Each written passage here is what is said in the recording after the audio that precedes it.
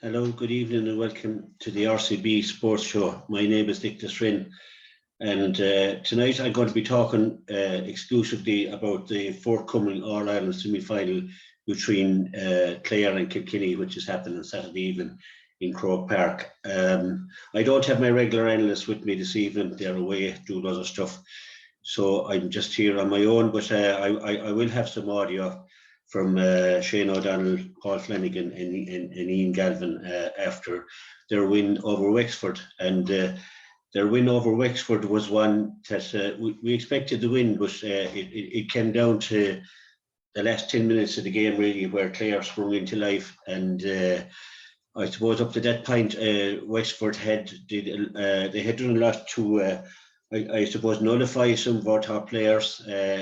They had put the pressure on, and really Clare really didn't get into their stride in the early part of that game. And for most of that, the first hour of the game, you could say, they didn't really get into their stride. But some players did stand up, and one in particular was Ian Galvin. He scored 2 great points in that first half, and he created a lot of problems for the Wexford defence.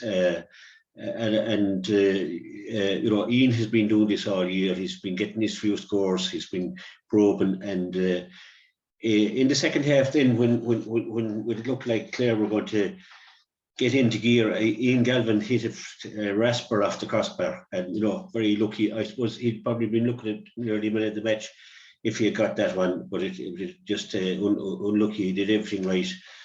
Took a great pass, and as I said, it rebounded off the crossbar. The ball went up the field, and the next thing it was in the Clare net, and to my mind it was a square ball. Just unbelievable that Michael Duignan didn't pick that up on RTE, and that none of the analysts picked it up. They spoke about a different matter altogether, which was for me, I had 2 square balls, both of them were square balls. To me, they had 2 goals within almost a minute of each other, and it changed the whole. It gave Clare down 9 points, and it was. It looked like game on for Wexford, and you'd imagine that Wexford at that stage would have held on. But I suppose Ryan Taylor was the man who was quiet. He was marked.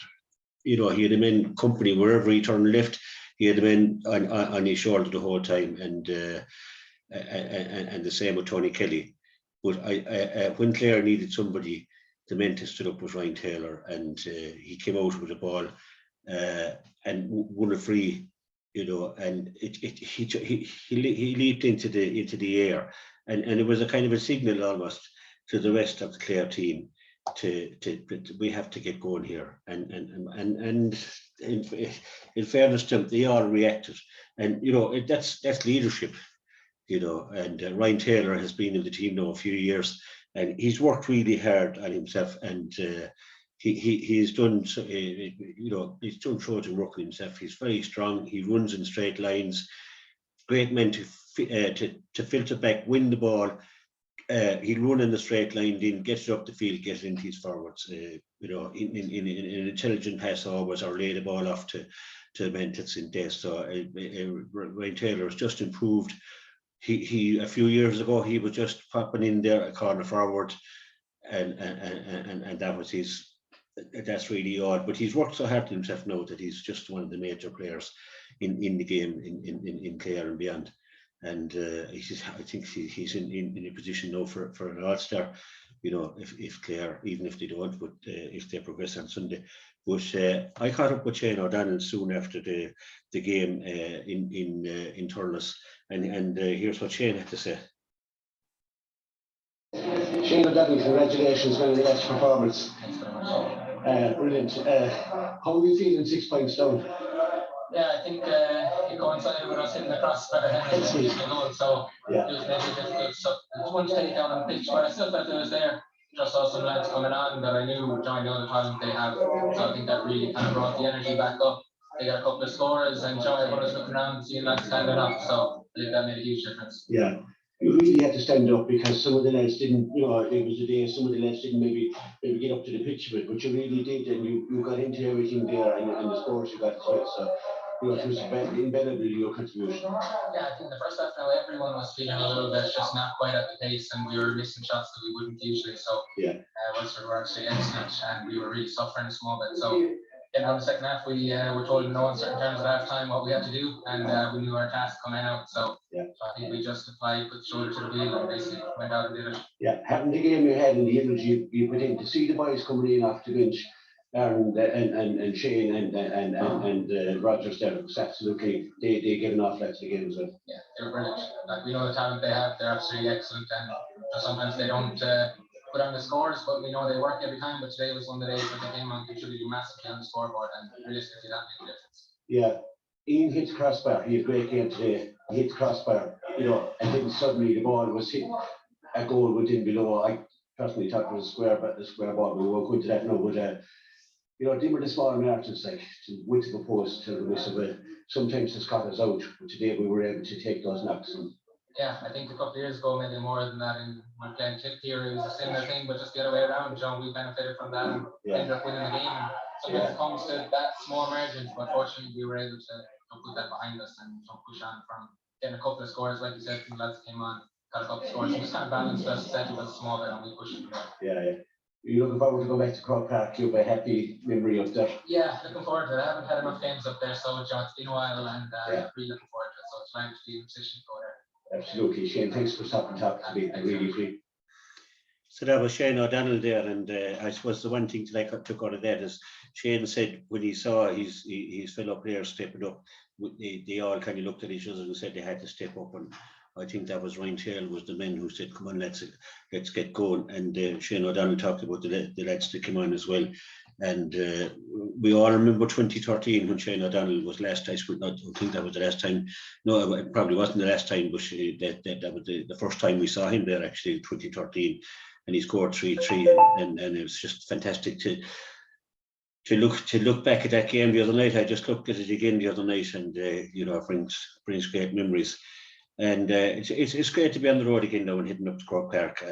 Absolutely powerful stuff. I suppose the big thing there in that game against Wexford was Aaron Shanahan coming on. He made such a huge. Shane Meehan did as well, but I think Aaron Shanahan was very impressive when he came on. He scored 2 points. They were difficult enough points. He's a great man for a big man to make that couple of yards of space so as he can swing that ball over the bar. And then in the when we needed a goal, we just absolutely needed a goal, and that goal came. You know, the ball was in there, knocked down. Duggan was involved. There was a good few players in there. Ian was in there. But when the ball broke, Aaron Shanahan knew exactly what to do. Corner the net, couldn't be stopped. And pulling on the ground, something we hardly ever see now, and something that's lost from the game is that ground hurling, that quick ball, that first time pull in around the square. You know, you'd love to see a little bit more of it. It's always a great way to get a score, but. Getting over Wexford was a potential banana skin, or you know, even coming into the game, we were a little bit worried about what Wexford might do. I suppose memories of being down in Wexford Park and being beaten, you know, when we were All Ireland champions in 2014, and you know, games like that, they come into the mind when you're facing into a team, and Wexford they seem to be caught, Wexford, between the lateral game that Davy Fitzgerald played, which was very lateral, off the shoulder, across the field, type of hurling, and of course the sweeper, Dee O'Keefe, the sweeper. You know, Dee O'Keefe seemed to be lost in that game the last day. He didn't really seem to know what his role was, and I suppose what Egan is trying to do is with Wexford is trying a bit of the old, because he can't change them overnight, and bringing in a bit of the new. So they were kind of stuck between, and that really told, I think, in the last 10 minutes, because they weren't able to answer Clare when Clare got going. They weren't able to push for the line when they were in an absolute winning position. To go for the juggler. They just weren't able to do it, and they seem to not, you know, they seem to lose their shape completely in that last 10 minutes when Clare, you know, when Clare really just cut loose and went for the jugular, and they got there, and just brilliant stuff from Clare. And I suppose Wexford now they will have a long time to think about it. And Egan is with Darragh Egan in his first year. I think he's done pretty well. He's done okay in Leinster. He drew with Galway, beating Kilkenny. That's a good day any day for Wexford, and he will be disappointed with the Clare match, but I'm sure going forward he'd really try and change things around in the way that they're playing hurling in Wexford. I can see him doing that, and especially changing the style of play. One man that stood out in particular in that game as well was Paul Flanagan, an unsung hero. And I'd be the first to admit, when Paul Flanagan was brought back into the panel by Brian Lohan a couple of years ago, I thought Paul didn't have the pace for us, and I was a bit concerned. Paul Flanagan has proved me been absolutely 100% wrong, and I'd be the first man to put my hand up and say that. He's been an absolute revelation. He is Mr. Consistent. He's the best cornerback, I think, in the country. And we have another at least two more great cornerbacks in the county. But for me, Paul Flanagan is so safe. And I remember late on in that game, when the ball was in the Clare side of the pitch, and one ball in particular came in, and you're nervous, you're 2 points up, and you're whatever it was, but the ball came to Paul Flanagan, and I remember just relaxing, because Paul Flanagan is not going to lose this, and he took it out to safety, calmly got it out to his colleague out in the wing, and the danger was averted. And that's the type of a player that Paul Flanagan is, and he just brings so much. He brings so much to Clare. So I spoke to Paul Flanagan after the game, and this is what Paul had to say.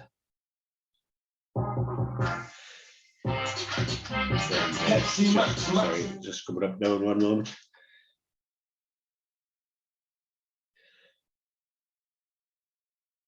So 3, 2, 1, and Paul Flanagan. Paul Flanagan, congratulations. You had a very nice performance there, the cornerback. I don't know where you got the energy there in the end to come back from 6 points down, but you found it somewhere. Yeah, look, when you're playing with obviously that's the player this week, it's a tough game to break down. Very contested at times. It's probably not a game that we're used to playing all the time. So it took time. It took a lot of time there in the second half to get to be honest. Thought we were doing some good things. Not happy really with the first half at all.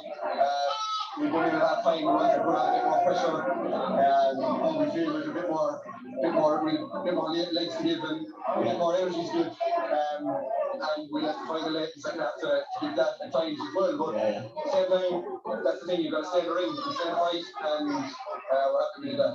Yeah, which was two goals, and that put you on the spot, but you're very questionable. The second one definitely square ball. I thought the first one as well.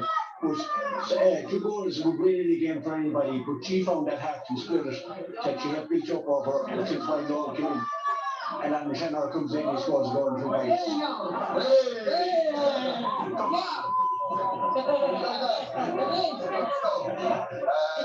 Yeah, and no, absolutely. It was a very tough 2 seconds. I just get this ball. Yeah,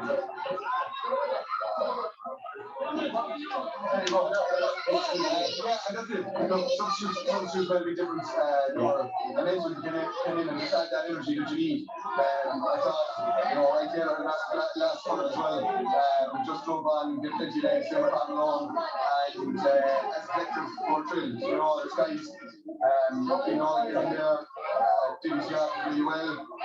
We were all under pressure at times. Exactly, so it's a collective, and we're delighted with that. Yeah. It's good, and great to have people back at games, enjoying it, and everybody back in the field here as well. Absolutely. Thanks a million, Paul. So that was great. Paul Flanagan delighted after that game. Obviously, he had an immense game. He just covered he just covered back, did everything that was asked of him, and just delighted there. The full back line, they come in for criticism every now and again, and but I think the full back line have been playing brilliant stuff. Rory Hayes was taken off very quickly. He was taken off after 8 minutes. And I suppose Rory had been in the headlines all week for all the, not his fault. I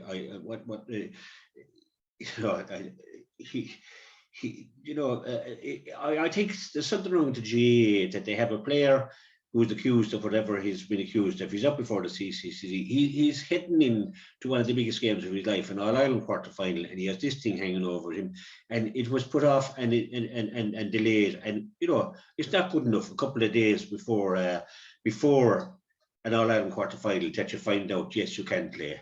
And that has to have a huge bearing. And I'm sure it was something that Brian Lohan looked at, and he started Rory Hayes, and the first ball, Rory seemed to be a bit hesitant, and I think probably he made a tough call, Brian Lohan, and he took Rory off. He probably thinking that the couple of weeks he had since the Limerick game, since the Munster final, all the headlines and all the online stuff and the keyboard warriors and all that with their tuppence worth, and very late on to find out, and that's huge pressure on a young player, a great player. It's a great cornerback, fantastic cornerback, and I think Brian Lohan, it's great to see a manager who's not afraid to make a call, and he made a call after 8 minutes, and that shows that he's on the pulse of things, and he knows what he's about. So Rory was hauled off, and in came who came in for him? Cian Nolan, of course, came in for him, and Cian really had this very solid game. I thought he's a very strong player, very physical type of player, and he really got stuck in, and you could see that he had an impression in the game, and there was a big talk towards the end about it was said on the Sunday game and said on the game itself that it was a penalty and a black card. I don't agree with that, and actually one of the analysts on the Sunday game didn't agree with it either. I don't know why they call these things out when they left 2 square balls. Definite square balls, not a word, not a dicky out of anybody, but yet they can go back. And I'm surprised at Liam Sheedy talking about putting extra lines in and all that. But the Sunday game is not there to be talking about Sunday. It's there to analyse the match, surely, not to be talking about where lines should be and black cards and stuff like that. Analyse the game, okay, whether it was a free or not, he got his free, and that was it, and that was the size of it. But I thought Conor Cleary. I think Conor Cleary is having a massive year. He's held all around him. Okay, there was 2 goals scored. The first one, he did his job because he held his men, and the ball bounced and it bounced into the net. Ivor Culligan was, to my mind, was put off because the men standing right in front of him, swinging on the ball. And my point is that Conor Cleary is having a great year, and he's had a brilliant Munster final. I felt, and he's rarely any full forward. There's no full forward in the country can put up their hand and say that they had a field day off of Conor Cleary, because it just hasn't happened. Having a look at the half-back line, James Ryan, John Conlon and David McInerney are playing just absolutely fantastic stuff this year. James Ryan was quiet in the Munster final, we'll have to say that. Never was entitled to a quiet game, but he popped up against Wexford in the playing it in at half-back, and he gets into a wing forward position, and he shoots 3 absolutely invaluable points, because when he got those points, we were struggling to get scores. And he came up with 3 huge points, and really, he deserves a huge amount of credit for what he did against Wexford. And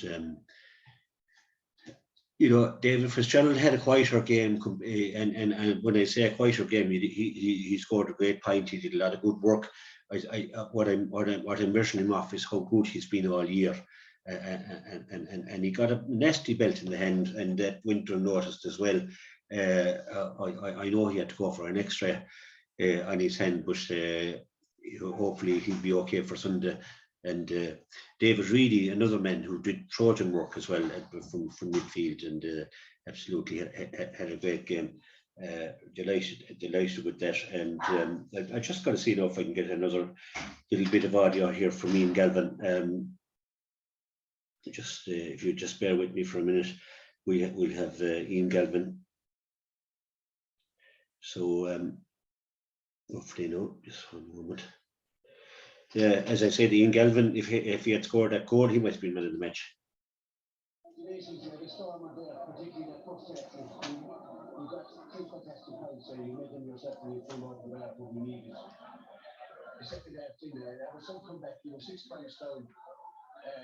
Wexford got 2 goals. I thought they were square balls, but that's for another day. But you were 6 points down, and you found the energy there inside. Yeah, I think there were a lot of probably ways for it to start. There's 2 frees and things like that. There was crossbar in as well and stuff like that. So we probably missed a few chances. So we knew we were creating chances at least. Just converting was probably the problem there for most of the game. Listen, we never took away from our process. We just kept going and kept plugging. Kept taking our scores, and luckily Shane got the goal there at the end of it. Kicked us on. Yeah, great goal by Shane. The subs contributed a lot. You know, when he had given everything, the boys come in fresh and they contribute. As you know now, it's a 20-man game. There's no such thing as a 15-man game. Yeah. So yeah, that's the game we're playing at the moment. It's not. That's right. It's every man that is needed, especially in this league. Colin Galvin unfortunately had to step down, but his pattern was that Ian Galvin had to carry the can for the Galvin family, and you're certainly doing that. I know.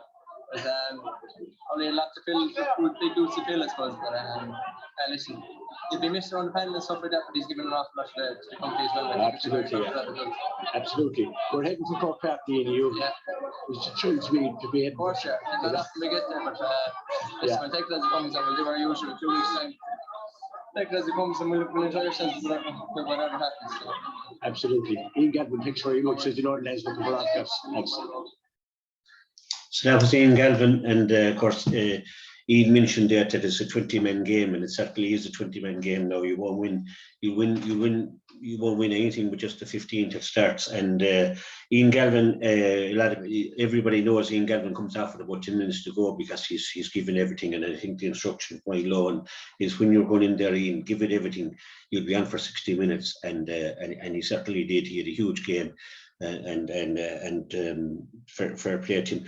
Peter Duggan, another man, he didn't probably score that much, but he took over the free and taking duties from Tony Kelly, and he did excellent on that. We've scored some really hard frees, and especially when they were needed at the latter end of the game. And Peter's the man that brings the ball down and keeps the ball there and holds it up. And he was in there for that goal that Shanahan scored, and he kept that ball there as well. He kept it alive. There's nothing you can say about Tony Kelly that hasn't already been said. He was quiet for 60 minutes. I used to say that about Christy Ring, that you could hold him for 59 minutes, but he would break your heart for the last minute and get the winning goal or whatever. And Tony Kelly gave another exhibition in about less than 10 minutes, 6 or 7 minutes of unbelievable play. The one where he was on the ground, collected the ball, jumped up and ran forward and hit the ball over the bar was just an unbelievable score. He's just a talent beyond all. There's no words can really describe Tony Kelly. He's a genius, and we want going forward. We want another big game from Tony Kelly. Some people have suggested that maybe he was carrying an injury from the Munster final as well, and not too sure whether he was or not. But we certainly need a fit Tony Kelly. He's the major part of our game plan. He has the freedom of the park, and he's the man that can shoot from all angles, and he can do amazing things. So we really want to fit Tony Kelly. Looking forward to the Kilkenny game. There's a slight doubt. John Conlon is believed not to be training. It's believed he's a bit of a hip injury, but I suppose at this stage of the game, John will be as fit as he's going to be. So he's probably just resting a bit of a hip injury, and there's no news on the team as of yet, but it's expected to be on the same lines. Now the big question is, will Keane Nolan start or will Rory Hayes start? And that's one for Brian Lohan to answer in the next 24 hours. Whichever one of them will start, I'd be confident, because they're two great hurlers. And if one starts, obviously the other one won't. but it'll be great to know that we have a key cornerback, a great cornerback in reserve. And I think every position needs to be covered when you go into an All-Ireland semi-final against Kilkenny. What will Kilkenny bring to the game? I suppose everybody knows what Kilkenny is going to bring to the game. They're going to be hard, they're going to be tough. They're playing slightly different than normally. Kilkenny, the ball goes in and they fight for their own ball, but they're playing a much deeper game now than they used to play, and they're going to be forced to be reckoned with. But Clare have a great record, especially in recent years. They have a great record against Kilkenny, and they're one team to Clare. They seem to play really. They seem to. I don't know what it is. Maybe it's the style of hurling Kilkenny play. That Clare love that style of hurling, and they can get in and play hurling with them, because Kilkenny are essentially they're hurlers, they're stickmen. They're as tough as comes, and they have a great free taker that we all know about. But we really need, for that game, we need everyone to stand up. We couldn't afford to have a game like we had against Wexford. There's no way you could go against Kilkenny, because Kilkenny will drive it home. Brian Cody is still at the helm there, and he will have everyone tutored, and he will know exactly what Clare bring to the game. I don't think he put a man marker. He would look at the Wexford game and say, well, maybe the man marker worked for a while, but I don't think he would put an out-and-out man marker on Tony Kelly. I think he'd be more focused on his own game and what his own players can do. Brian Cody is the man who focuses, I think, on his own game. He's very confident, and why wouldn't he be? 18, 19, 20 years at the helm now, and his record speaks for itself. You know how many All-Irelands has he won, leagues and everything. And it's a game that this is a great game to go to Croke Park for, to be playing Kilkenny, to be in an All-Ireland semi-final. At the beginning of the year, we all know where Clare were being pushed by the pundits. That Clare wouldn't even get the third spot, or that if they were lucky enough, they might scrape through and get the third spot in Munster. But they didn't get the third spot, they got the top spot, and they got to the Munster final, and they drew that Munster final, and they went out an extra time, right enough, and to an absolutely brilliant Limerick team. But this Clare team were the first team really that I can see who have really stood up in championship hurling, have stood up to Limerick in the last, going back 2 or 3 years. Cork were blown out of it in last year's All-Ireland final. They beat Galvin in our Ireland final, so Clare went toe-to-toe with them, and just came up. They drew the game and pushed extra time, as they say. So if we can get another performance like that against Kilkenny on Saturday evening, then I've no doubt we'll be heading for Croke Park, and it'll be either Limerick or Galway then, and we won't worry which whoever we get. It's all about getting the All-Ireland final, and it's all about Saturday evening, and it's all about beating Kilkenny. And I think Brian Lohan I think he has a team to do it, and I think he has the mentality himself. He's obviously proven that, and the technical know-how of how to set up against Kilkenny, and I think it'll be more or less the same. If you get a game like we had against Limerick, if we can get that sort of a performance out of Clare, and I think we will, then I think we'll be heading for Croke Park. But it's a big ask, obviously, playing Kilkenny in Cusack Park. Everything has to be right, and everybody has to be right. And Brian Lohan has proven that he's well able to get the lads up. They've had a couple of weeks since the Wexford game. I think the Limerick game really was, on an emotional level, on a physical level, on every level, was a huge drainer, having been beaten, because it takes a while to get over a loss like that. But I think the Wexford game was the perfect antidote to that, and playing bad and still beating Wexford, and having that last 10 minutes. And they'll be going in, Clare will be going in on Saturday evening with the knowledge of what they were able to do, that they were nearly out of the championship, and they were able to stand up. Every one of them, were able to stand up and have huge games. Cathal Malone is a man I haven't talked about, and Cathal brings huge amount of energy.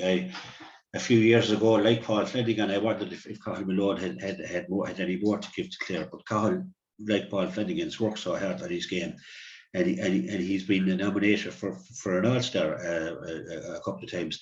So what he brings to the team is he's a very steady man, a very hard worker, a very hard grafter. He wins the hard, dirty ball. He's able to carry it.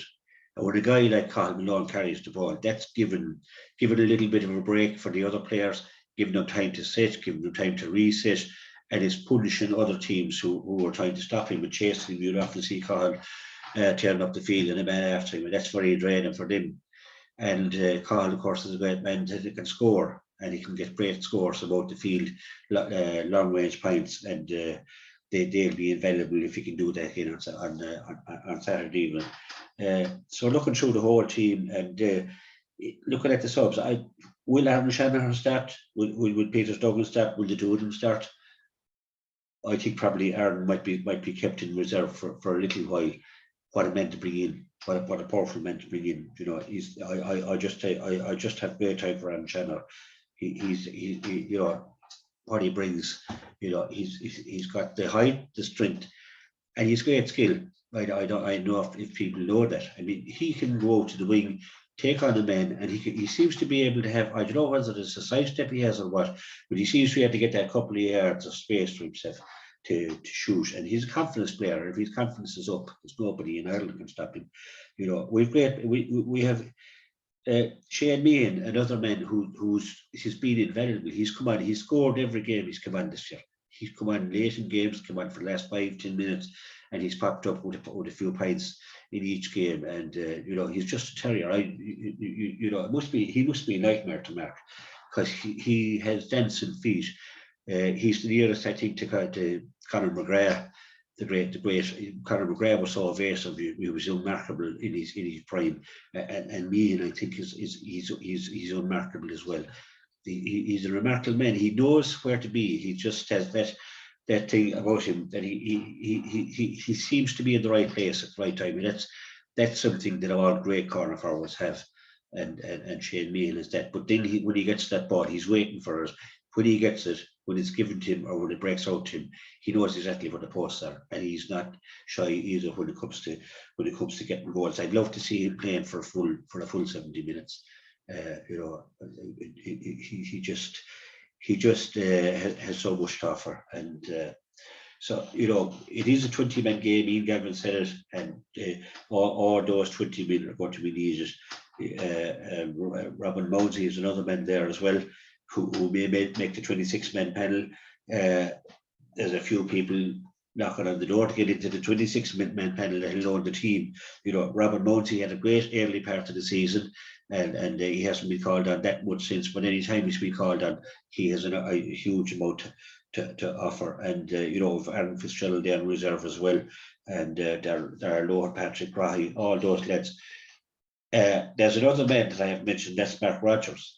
And Mark Rogers has just he came on against Wexford there, and I thought he made a big contribution. And I'd love to see a fit Mark Rogers starting a game and playing for the full 70 minutes. I'm not sure if he'll start. Well, I don't know whether he'll start or not.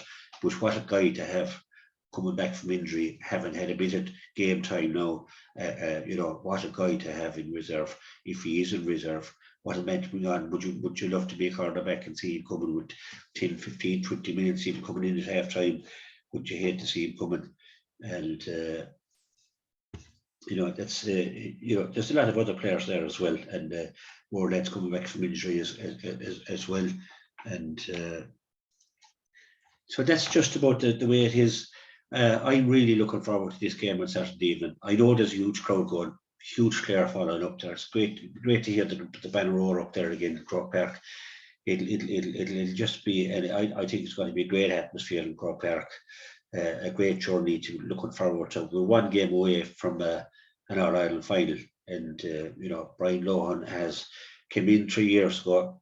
He didn't promise us anything, but we backed him, we believed in him, and we certainly have faith in him, and that faith is well founded, because he has transformed the Clare team he's really brought these players to a new level. I really believe that, and he's got them playing the type of hurling that I want to see playing.